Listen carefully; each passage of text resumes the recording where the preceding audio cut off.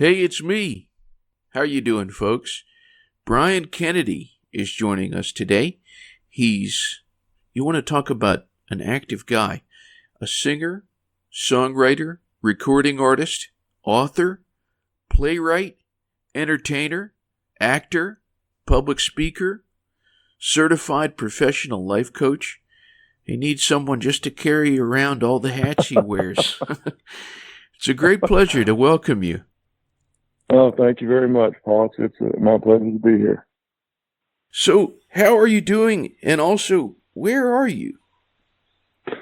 Well, right now, I'm at home in Florida. I live on the panhandle of Florida, and I'm doing great. I couldn't be better. I'm probably the most blessed man you'll ever talk to, so I'm doing really good. So, with all the things that you do, where would you say your drive or your motivation comes from? It's always people. There's obviously nothing more important in the world than people, but it's observing people. It's watching them and talking to them and listening to them, and basically, I think trying to love, as much as you can, and where you can and where you can love the best, and oftentimes where it's not convenient. So it's always people. Everything, in your life, my life. It's always going to hopefully revolve around people rather than things and stuff and, that sort of thing. So it's always people. What's the best way, in your opinion, to get something done? Well, the first thing is you don't quit. It's so easy, I think, in society today, and I see it in a lot of younger people. I think that the first time that somebody says something that's discouraging, they kind of jump out of the boat, or they're kind of off, like, well, that didn't work. And, I think it was Edison that, I think he failed, I don't know, hundreds and hundreds of times. But he didn't call them failure, he called them success. All their successes, because it got him to where he needed to be to actually accomplish something that made a difference. So to get something done, obviously you have to have the motivation. Where you get that motivation is very important, because it's not sometimes very natural. I was an athlete earlier in my life, and football being one of the sports I played in 3-day practices, nobody ever said, I can't wait to go do 3-day practices. It's never been said. So you have to find that motivation somewhere to know that whatever it is that you're going to do is going to be worth it. And you're going to get something out of it there's no other way to get whatever that is. You can't do it somewhere else. So that's a good motivation for you. But to get it done, you have to keep going. You have to not listen to the people that tell you can't do it. You have to, believe in it and just kind of keep going. But you have to be able to, I call it like teeter. You have to, if somebody throws you off track, you step in a hole, like if you're running, you step in a hole, you got to roll with it. You can't be stiff, you break your ankle. So you got to be flexible and, I guess keep your eyes on the target. But I think the main thing is to really not pay attention to the people that keep trying to tell you can't do it. What is something that you learned from the sport of football or athletics in general that you transferred over to the music business? Well, Paul, I'm not very good at whining or whiners. I think sports in general, and I played several, they just don't have room for that. It's kind of, football to me is a good example of somebody that's in doubt, like somebody doesn't know what to do, somebody that doesn't quite understand, like this is all confusing. So for me, I don't have that issue, because I learned in particular the sport of football that there are 15 things that could happen after the ball snapped. If I was a defensive end, so if the guy blocks down, I do this. If he moves around, I do this. If the back moves over here, it's a big chess game, and it happens so fast. You really don't know what you did until you watch the film, kind of thing. So for me, football taught me that when I get up to the line of scrimmage and there's that 6'8", 385-pound guy across from me, that's my first battle. After that battle, then there's going to be another guy that's trying to block me. And then after that battle, I hopefully can make a tackle. So there's going to be these battles. They're going to be tough and they're going to be hard. Now, here's the key.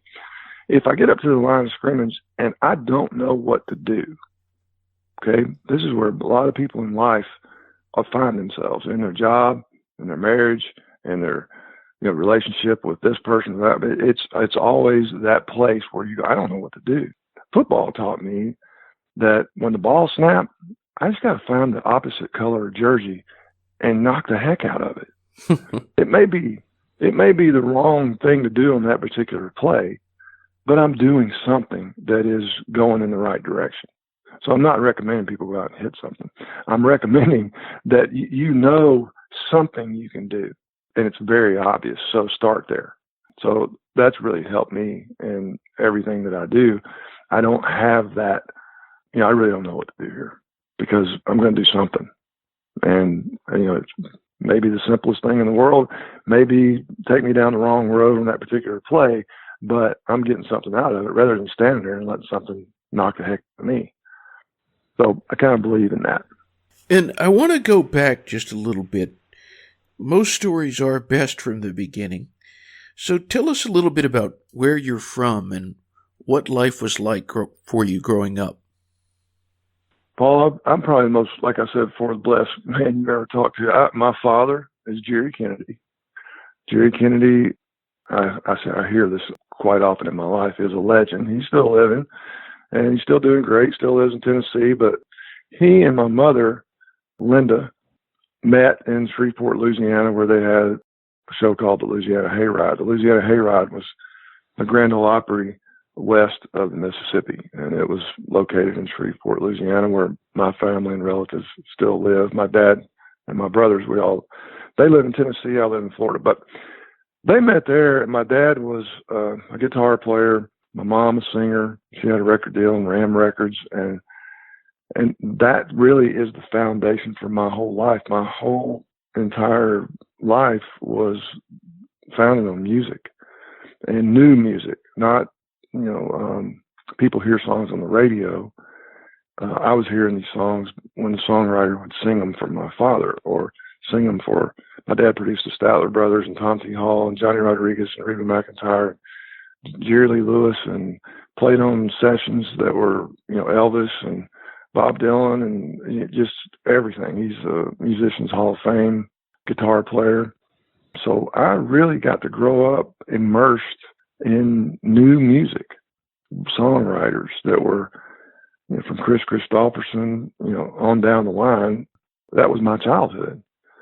And I had no idea what I was being dunked in. I was being baptized in the greatest songwriters and entertainers from Roger Miller on. So the beginning for me was a total luck of the draw. I don't know. I look back on it, I'm like, I can't even believe, that I was blessed enough to be born into that family. I have two brothers. My older brother, Gordon Kennedy, is a 2-time Grammy winner. Was a co-writer on Eric Clapton's Change the World, Song of the Year, Grammy, and he's done a lot of work touring with Peter Frampton, and he's probably had a song recorded by everybody. Actually, be a better interview. You should call Gordon. He'd be a really good one. Just a really talented guy. My younger brother, Shelby Kennedy, that's very talented and used to work for Disney and ASCAP and BMI and just very involved in the business side of Nashville. And I just got blessed, Paul. I mean, I didn't do anything for it, but I hope I've taken advantage of it in the right way. And that way is my father's integrity and the way that he treated people and the way he treated the song and the singer and the players. So that's very important to me. Wow. I wanted to ask you about where you started to get the idea that you wanted to write songs yourself. Well, again, growing up, I kind of took off the sports when I was probably third grade. I started playing football, and I was hooked. So it was always for me sports and music, sports and music. Well, music, most people watch TV back when I was a kid when they went home. But when I got home and Dad got home, he would bring these reel-to-reel tapes, and they were songs that were demos. We call them demos, and demonstrations of a songwriter would write something, and they would get a guitar and sing into a microphone and put it on this reel to reel, and would play it for my dad or whoever and say, what do you think about this? So we were always listening to songs. That's a good thing, but very intimidating. When I got to be older, 16, 17, I got a guitar, and now I'm writing songs. I don't know I'm writing them about the coaches, and I'm writing songs about the players, and I'm kind of releasing my frustrations, writing these silly, goofy songs about whatever. And I didn't realize I was doing it. And then I got to college, and the guys would pile in my room when I was playing ball at the University of Mississippi. Football players would come in the room, and we're singing these songs, and I don't really know I'm doing it. Then when I got out of college, I got really interested in it, but it was very intimidating because I had grown up listening to songwriters. I mean, the greatest ever. And I guarantee you the greatest songwriters are in Nashville, Tennessee. And so it was intimidating. I was like, I can't do that. So back to your first question. I was like, I can't do that. These guys are great. I mean, what am I? I'm nothing. So I got jobs, and I was working, actually pitching songs. And the people out there that don't know what that is, there are people in Nashville that are hired to listen to somebody's catalog of music and take those songs and try to place them with artists and producers to get them recorded. I got a couple of jobs doing that. And the people that I was pitching songs for were incredible writers. Jim Rushing, Carl Jackson, Larry Cordell, just these terrific writers with lots of hit records.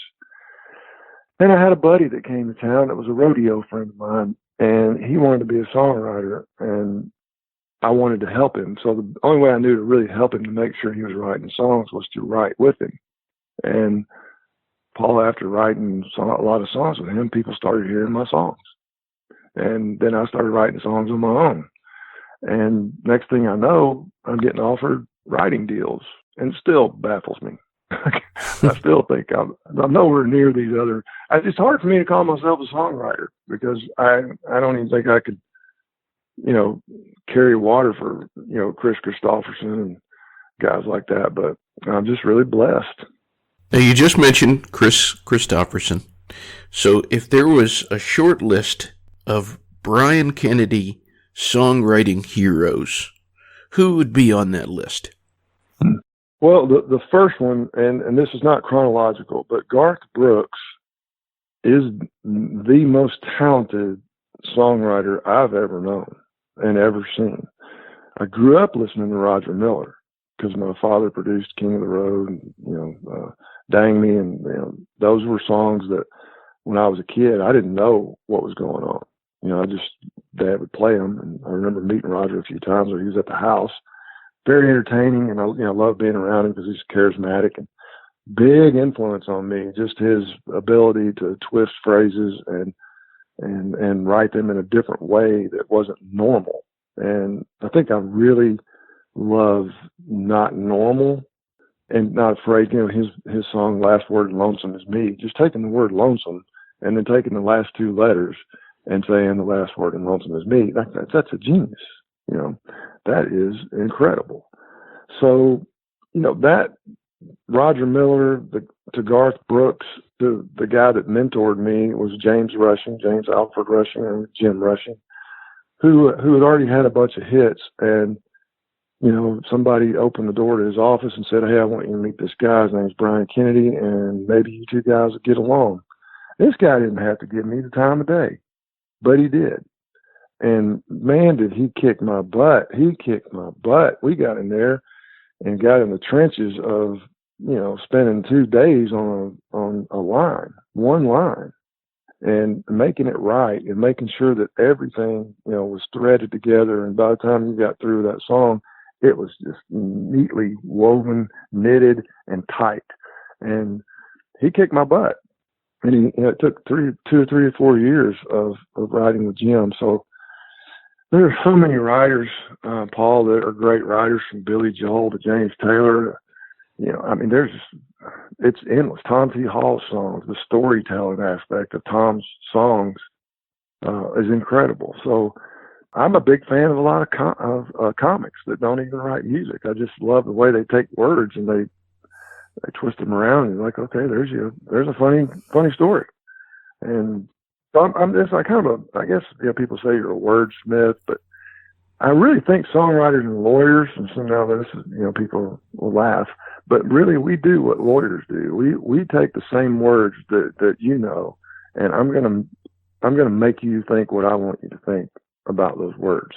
And lawyers do that. Same words, but we're just gonna use them to get our point across and to make you believe it. And I love doing that. People think that you must have fun writing stuff. It's not really that fun. It's for me. I honestly say I dread it because I know I can't just go write something that's nothing. So it really requires, it's kind of like going into a sweatshop or something, or not a sweatshop, a sauna or something where you're going to get in there and you're going to be worn out when you come out. But again, it's worth it.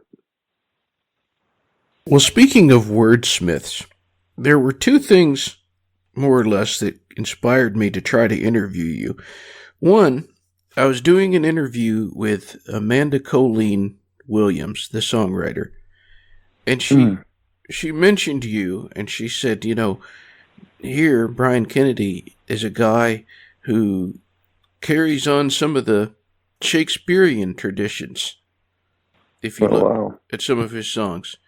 And I'm just wondering what you think about that. Well, I can't even, God bless her for saying that. I don't even know how to respond to that, Paul. First, I don't feel like I deserve that, but wow, what a nice thing to say. Because, we're all trying to do that. We're all trying to write what he wrote.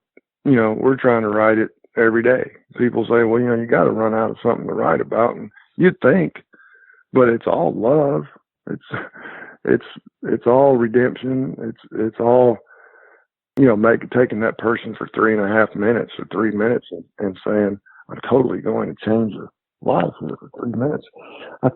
I'm really blown away by that. So I don't really know what to say, but I will say this about what we do as writers, and I guess what William Shakespeare himself did as a writer. I'm riding down the road years ago with my buddy that's going through a divorce, and we're going dove hunting in Texas. And we're riding down the road, and it's a long trip and a straight road, and it's just me and him. And he's over there crying. And he's talking about his relationship, how awful and terrible, and I don't know what to say. I'm just riding. And then the radio's on, Paul, and it's very, very, very faint in the background. Well, this Texas swing song came on. And he heard it just a little bit. So in the middle of his tears, in the middle of his anguish, he turns that thing up to 11 and goes, I love this song. And for three minutes, this guy was transformed into joy. And when it was over, kind of went back to where he was. But I remember that moment very well going, that's what I want to do for somebody. I want to be able to do that for somebody. And that's probably been the biggest influence in my songwriting. And hopefully, that's happened somewhere. Well, in addition to your songwriting, you make recordings yourself. And I was saying that there was two things that inspired me to want to interview you. And the other thing was I went and I got on iTunes and I started to download your music. And I don't know if this will get me in trouble or not, but I have to say, I liked your interpretation, well, it is your song, of American Honky-Tonk Bar Association more than the Garth Brooks version. Oh, that's sweet. Mine didn't pay nearly as well, Paul. That's very kind of you. Thank you. A lot of that is my older brother, Gordon. That's him on the guitar. And he's got his own style. I brag on Gordon a little bit. There was a slight departure in Garth's career, 20 years ago when he did a Chris Gaines project. And it was really pop-oriented. It was actually great. If you never heard that album, Gordon is a writer on 9 of the 10 songs on that album and playing guitar on the whole project. So the version of American Honky-Tonk Bar Association, I think that's on the CD I have called I'm So Jealous of Me. is a lot of that's Gordon. So I have to give him a lot of credit. I appreciate you saying that. That's very kind. I was just going to ask you kind of how you got to work with Garth Brooks, what he's like to work with. Well, there's a long story. How I got to work with him, I was pitching songs, as I mentioned before I really started. I was writing, but I wasn't an actual staff writer. I was just writing to write. And I was pitching songs for my father. So I was also working with him, trying to find songs for two artists that he was producing. One was Mo Bandy, and the other was Mel McDaniel. There was an event at the Bluebird Cafe in Nashville, Tennessee that was a little bit unique and different. And what it was, Paul, there was 5 publishers that would have one of their writers, so there'd be 5 different writers, one from each publishing company, and they were all to sing 3 songs that nobody had on hold or was going to record. So my dad said, why don't you go down there and listen? So I'm like, okay, I will. So I went down, and immediately this is back in like 88. I used to wear Wranglers and Ropers and a Resistol hat. Now in Nashville, Tennessee in 88, you couldn't buy them in Nashville. You had to get them in Texas. So I walked in, there's this guy wearing Wranglers, Ropers, and a brush popper shirt and a Resistol hat. And I'm kind of, Bluebird's a small place. I'm like, well, who's this guy? And it ended up being, I'll never forget the guy that introduced himself. And this is a guy that sings a pretty good country song. His name's Garth Brooks. And so he gets up there and sings Not Counting You, I believe it was. Which one of them will be you tonight? And If Tomorrow Never Comes. Well, of course, I just freak out. I'm just like, I don't know who this guy is, but holy cow. So anyway, I ended up getting over to Bob Doyle, who's been his manager from day one. And Bob said, I was like, who is this guy? Because I was just blown away. And he said, what's interesting, we're going to maybe try to get him a record deal. And we're interested in your dad maybe being a producer. Well, I just couldn't have been more excited. So, shook Garth's hand and from there we started writing songs together and, hanging out. And so that's where it started. And I was just, again, it's just a blessing just to be at that place at that time. And then I think you asked me what's it like to work with him. Yeah. That was your second part. There is not enough good things I can say about this man. It really sounds like I'm trying to kiss his butt, but I'm not. This is probably the most unique entertainer in the world ever. The things that he does, the things that he doesn't do, I've never seen anything like it. I've never seen anybody handle fame the way he is. I just can't say enough good things about him. He's a joy to work with because you actually work with him. He doesn't boss anybody.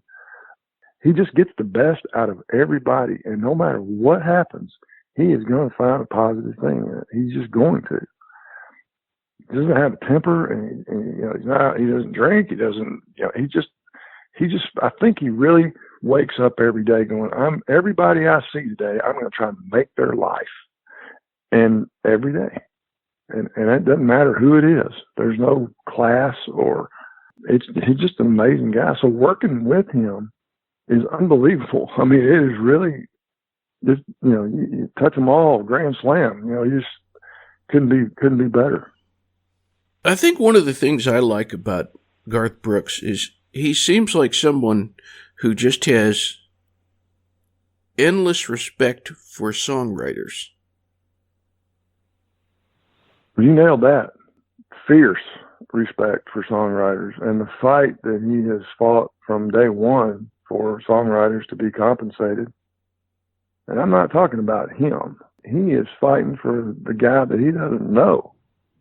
The kid in the truck that's probably right now on I-40 driving from Oklahoma to Nashville to try to make it as a songwriter. He wants that kid to be able to make a living, to be able, he doesn't need a mansion, but just to be able to make a living.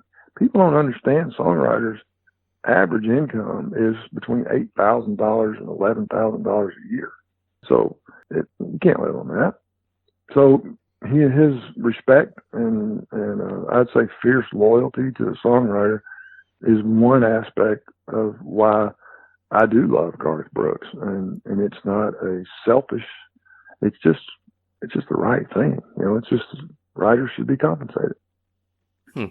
Well, no matter what somebody wants to undertake in life, whether they are going into music, if they're wanting to be in the world of business, athletics, entertainment, there's always going to be obstacles. So, what do you think the best tactic to overcome an obstacle is? Well, and that's directed to me, so I would tell you that my faith in God is actually the only way I know how to do it. I can't imagine my life without, Jesus in my life, God in my life. I just can't.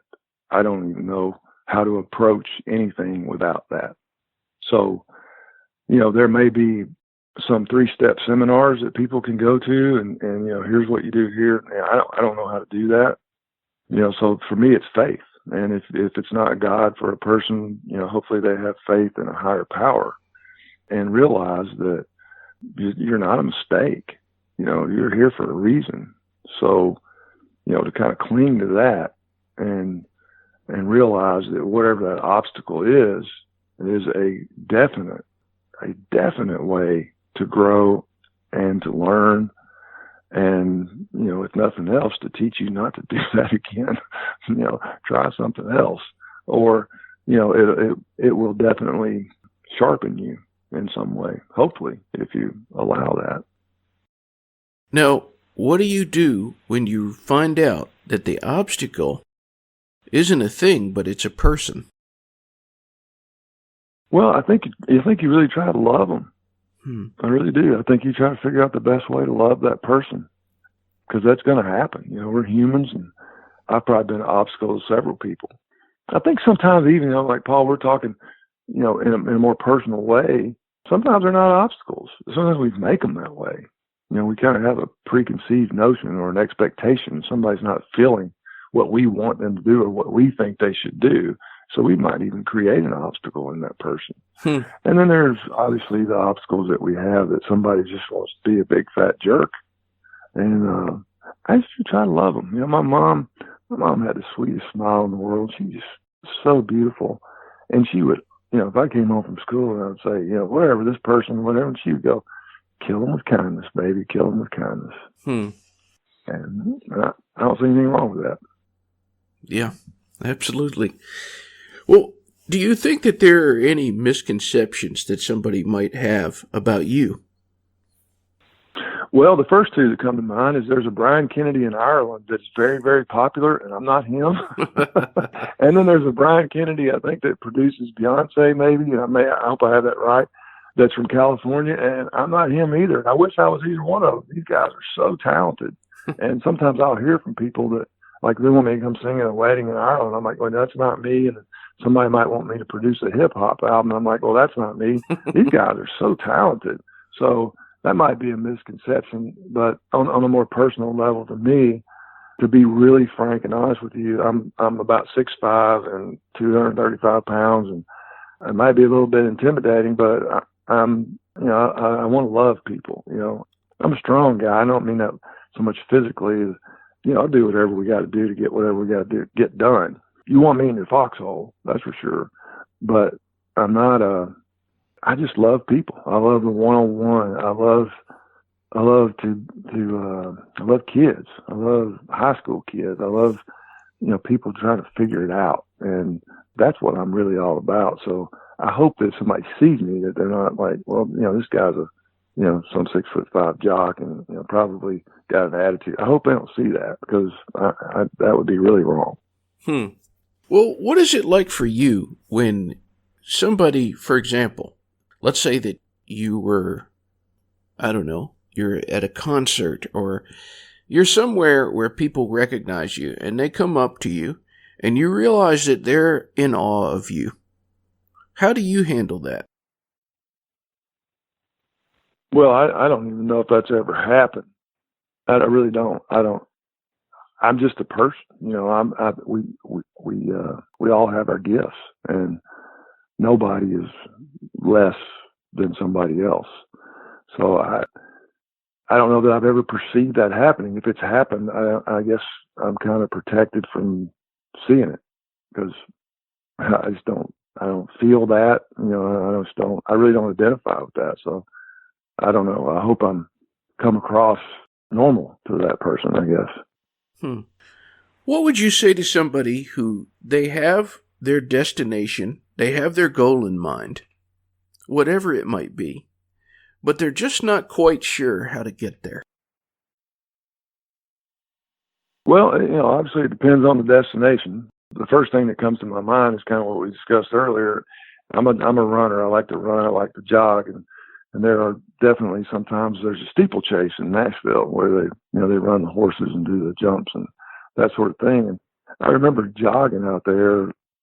Like the faster I want to run, the more harder I hit the ground. So this inside baseball here for some sort of analogy, but if I hit a hole and I'm running really, really, really hard, I don't have time to roll. It's just going to crack my ankle. So I think it's finding a pace that you can continue, without hurting yourself, and being able to, when you hit a hole and your foot goes in a hole, you can roll with it. It may put you off track a little bit, but you roll with it and you get back on track. And I just think that kind of works for me. When talking to songwriters, a lot of times people will ask the question, what is your favorite song? I don't ask that question because you always get the same answer. You either get, I could never pick, or they're all my children. How could you ask me to choose between my children? So yeah. I've started asking this question, and it's really gotten some interesting answers. If you had to pick a song of yours, you had to pick one to represent you, your song that you wrote or co-wrote, which one would it be? But that's almost as hard as the other question. The other question I've always answered with, I don't know, I haven't written it yet. That's the way I would answer my favorite song, just to kind of keep the pressure on myself. Your question, to represent me, I when you first started the show and you started reading all those things that I'm listed as being, I start laughing. I'm like, that sounds very impressive, but to me, I'm just me. So, there's to find one song that kind of spreads across all those things you said would be really tough. But I have a song that I wrote called I Am Different, and that would probably be it, between that and Grain of Sand. But I think it's I Am Different, and I think there's a video of that on YouTube. So, yeah, I think that would be it. If I had to say today, without looking over my catalog of hundreds of songs, that would be the first one that comes to mind. And what would you say was the best recorded interpretation of one of your songs?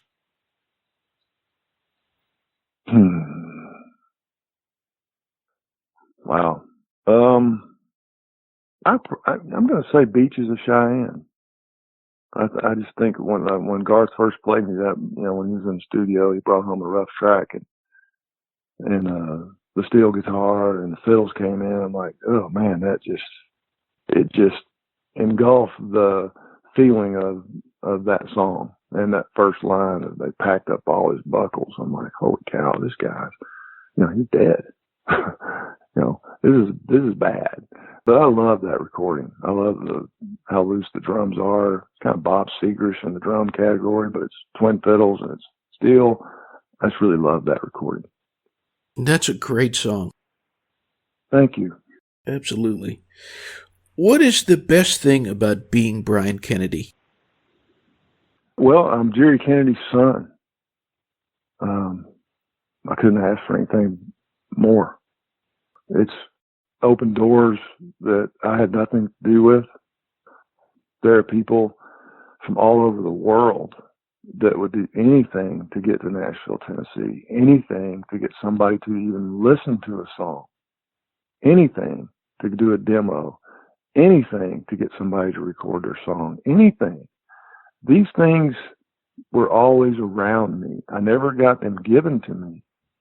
my dad, it's so funny, he got interviewed for the Musicians Hall of Fame when they dedicated a theater to him. So if you go to Nashville and you go to the Musicians Hall of Fame, there's a Jerry Kennedy Theater. And the guy that interviewed him asked him this question, said, "Did you ever teach your sons how to play the guitar?" This is my dad. You know what he said? He goes, "No." That was it. No. And I love him for that, because he always believed if my boys want to do something bad enough, they'll figure out a way to do it. So it was never given to me. He never opened a door for me, but people in town opened doors for me because I was his son. And I will never take that for granted. I've had opportunities that people would literally go crazy to have, and I understand that. It's not fair. I totally do not take that for granted. So, I would definitely say being Jerry Kennedy's son and Linda Kennedy's son. In this era that we're in of social media, podcasting, YouTube, sometimes it's surprising, sometimes it's inspiring, sometimes it's touching who something that you say or something that you communicate reaches. And we just don't know who might be listening. So whoever is listening, wherever, whenever, how many people, whatever, what would you say to our listening audience? Well, I love the fact that you recognize that, Paul. That's something that I think most people don't realize. I think that's really neat that you have the insight to realize that, and the power of words and what you say, and power of a picture, what you share. First off, I think it's all a blessing to be able to share in a podcast with you. It's a really neat thing. You have a totally different audience than my audience or somebody else's. I would say this: you, whoever you are individually, have a gift. You are a gift, and you have a gift. You need to have an honest estimation of yourself, meaning you need to understand your gift, and you need to find it, but you need to understand it and know that you are so important. You are so important. You matter. And there are other people, like a jigsaw puzzle, that need your piece, your gift, to make their gift work, and that person's gift. And yet we need each other.